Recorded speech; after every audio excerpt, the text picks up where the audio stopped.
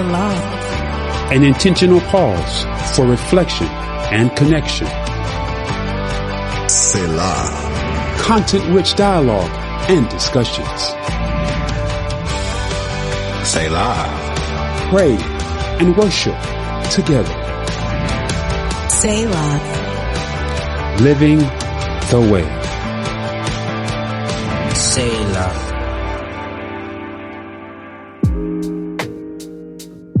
Hello and welcome to Selah. We are so glad that you are right here, right now with your group.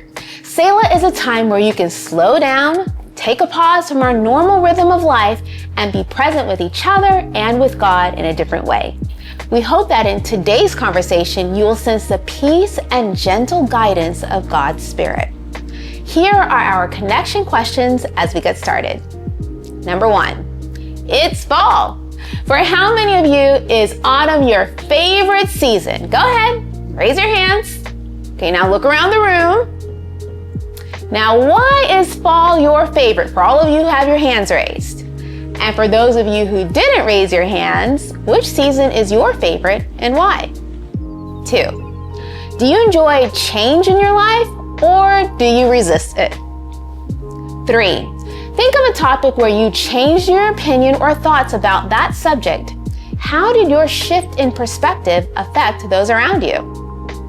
Pause the video and share your thoughts on one or all 3 of these questions as time allows. After everyone has had a chance to share, unpause and join us for our teaching moment with Pastor Gena. See you in a few.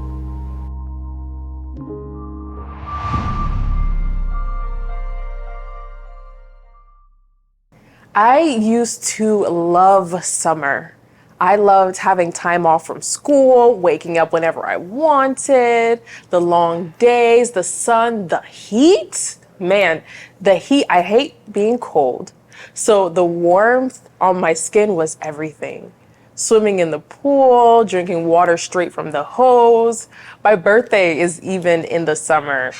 Summer was just always my favorite. But then I got older and I moved down south.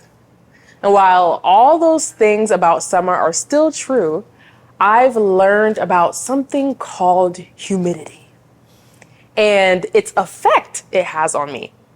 You see, in the Northeast, in Connecticut, summers don't really have much humidity.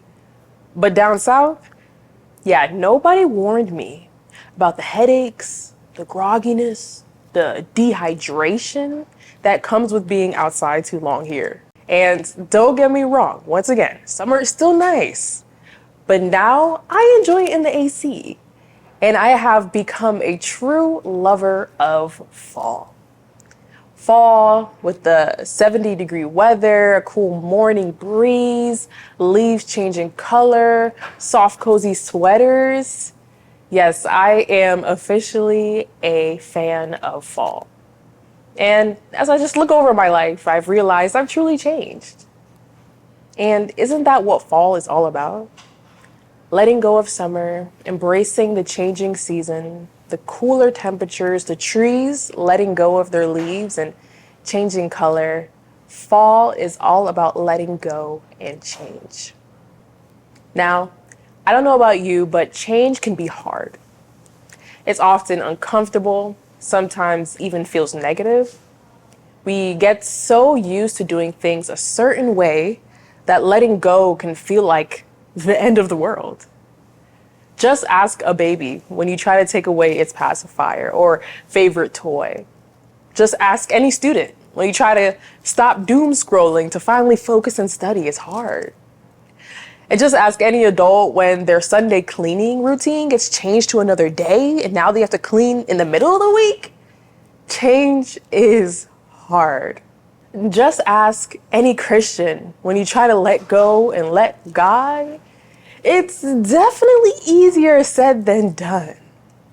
But change and letting go are a part of our spiritual journey, and it's a part of our sanctification process. Now, I know the word sanctification can sound super formal or intimidating. It might even bring up some memories you'd rather not think about.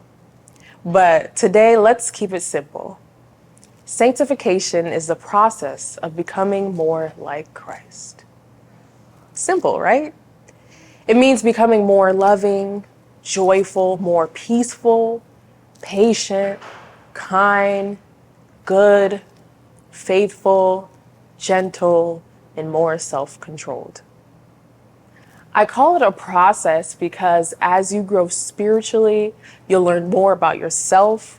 You'll be placed in different situations, and God will even call you to work on different qualities over time. It's truly a process. And here's something amazing. Even Jesus went through this process. Jesus went through this process of sanctification. The one we're trying to be like also went through it. We see this in John 17, the night before Jesus is arrested. Jesus is praying, and this prayer is often called the high priestly prayer. He begins his prayer praying for himself, asking God to help him through what's coming because it's going to be tough. And then he prays this in verse 19. He says, "For them I sanctify myself, that they too may be truly sanctified." Jesus is saying, I choose to go through the sanctification process. I choose to change. I choose to let go. But here's what makes it even more powerful, right? He wasn't just thinking about himself. He was thinking about them. He was willing to sanctify himself so that others could be sanctified too. And who are them, you ask? Well, them and they are his disciples. Jesus was willing to go through change, struggle, and obedience for his disciples so that they too could grow and be transformed and sanctified. And it's not just his 12 disciples, but all who would come to believe in him. You and I are a part of the they. We are the reason Jesus sanctified himself. And he did it so that we could see what true sanctification really is. And true sanctification is not just about you. When we often talk about changes in our lives, whether spiritual or not, or when we talk about sanctification and becoming more like Christ, we usually focus on ourselves. Our thoughts tend to be, I need to change because God wants me to. I need to change so that I can be better. Maybe I need to let go of that thing so I can be right with God. And while all these things are true, it's not the whole picture. The process of sanctification is not just about you. Jesus sets the ultimate example. He sanctified himself so that others could be sanctified too. He left heaven and his throne to come to earth, be fully human and fully divine too, just to do what God the Father wanted him to do. He could have found a way out, but he chose obedience even to the cross to save you and me. So it wasn't just about him. He didn't do it only for himself, and he didn't do it only for God. He did it for others, and we got the benefit. So as you go through this season of life, through changes, letting go of the past, even your own sanctification process, remember, it's not just about you. It's about how your growth and your transformation can bless someone else. Psychologists call this kind of mindset shift other-focused growth. It's when your transformation isn't only for your own benefit, but for the good of others. The work you do on yourself, whether it's developing patience, kindness, self-control, or forgiveness, it doesn't just change your life. It changes the life of the people around you. Think about it. When you grow in understanding, you can encourage a friend who is struggling. When you learn to manage your emotions, your family benefits from your calm presence. When you practice generosity, Others feel valued, seen, and loved. Your growth becomes a ripple effect, touching lives you might never even meet. Other-focused growth flips the typical me-first mindset. And instead of asking, how will this benefit me? You ask, how can my growth bless someone else? And here's the beautiful part. When you focus on helping others through your transformation, you often experience deeper joy, stronger friendships, and even a greater sense of purpose than if you were only focused on yourself. So, in short, sanctification, real change, is never just personal. When it's done right, it transforms your life and the lives of those around you. So let me give you a personal example. I love cooking, but it wasn't always that way. You see, both my parents are professional chefs, so I didn't really need to cook much growing up. But now I live by myself, and sometimes I just gotta throw things together that people often call girl dinners. I just throw together whatever I have. Sometimes pasta, sauce, whatever vegetable I can find in my fridge. I just throw it all together. It's enough to eat, no effort, no thought. And I don't even care how it looks or tastes sometimes. No one's gonna see it, it's just me. Then God took me and my cooking through a sanctification process, if you will. The Spirit spoke to me and said, you think this is just for you. You think it only matters to you. But actually, this is practice to bless someone else. Every time you cook, even for yourself, you're actually learning how to bless others. Now, cooking isn't just for me. It's kind of like training. When I cook now, I put in a little bit more effort. I measure, I season with intention. I even plate it nicely because I know that one day this practice will bless someone else. Friends, family, or someone in need. And honestly, that mind shift changed everything. When it's just for me, I don't try as hard. But when I think about how my effort could bless someone else, suddenly I am more thoughtful, I'm more intentional, more careful. I start adding love to the process.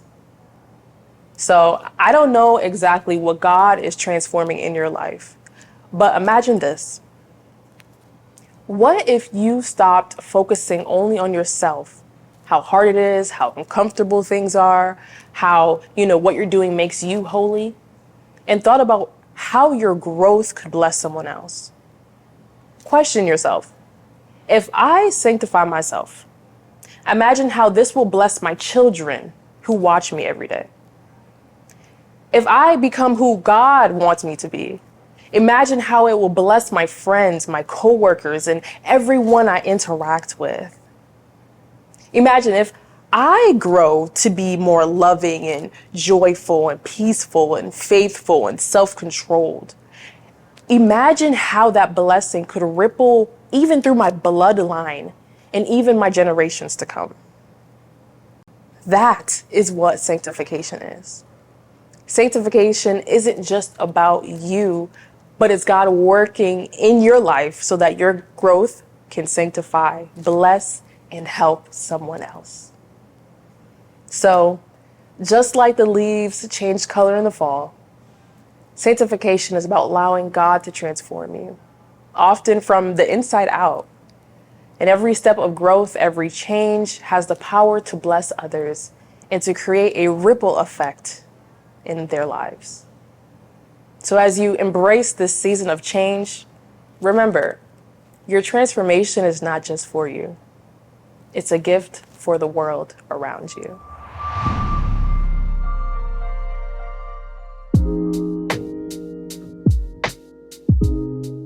Thank you, Pastor Gena, for that wonderful teaching moment. Now, within your Selah group, we invite you to discuss with one another the teaching that was presented today. Within your group, talk about these following questions. Number 1, what point from the teaching stood out to you the most and why? Number 2, fall is a season of change and letting go. What's one area in your life where you feel God is asking you to let go or transform this season? How does that make you feel? 3, Jesus sanctified himself for others. How does thinking about your growth or transformation impacting someone else change the way you approach personal change? And number 4, we often focus on our own progress, but this teaching encourages other-focused growth. Who in your life could benefit from your transformation, and how might God use your changes to bless them? Now, pause the video, and if you have your Selah journals or your phone, take a few moments to journal your answers first. Then, after a bit of quiet reflection, share with your group. We'll see you back here in a while. When you've all had a chance to share, come on back. We hope that as you discuss the teaching today, you are able to discover something new. Now we challenge you to take another step forward with this challenge. Practice other-focused growth. So, pick one intentional action this week to bless someone else that comes out of your personal growth, like practicing patience, generosity, kindness, or encouragement, and notice the ripple effect. Now, pause the video and take some time to discuss and pray over the challenges with a partner or as a whole group. And if you are needing more guidance or support, talk to your Selah host about more specific ideas for next steps. Selah is supported by your generous contributions. Right now, there's a QR code on the screen. When you grab your phone and open this link with your camera app, it will take you to a few ways you can give tithe and offering. We are so thankful for your consistent giving that is making a difference right where you are. So thank you. Thank you for being a part of Selah today. Your presence, your comments, and even your questions all make Selah special. We look forward to seeing you right here again in November. See you then.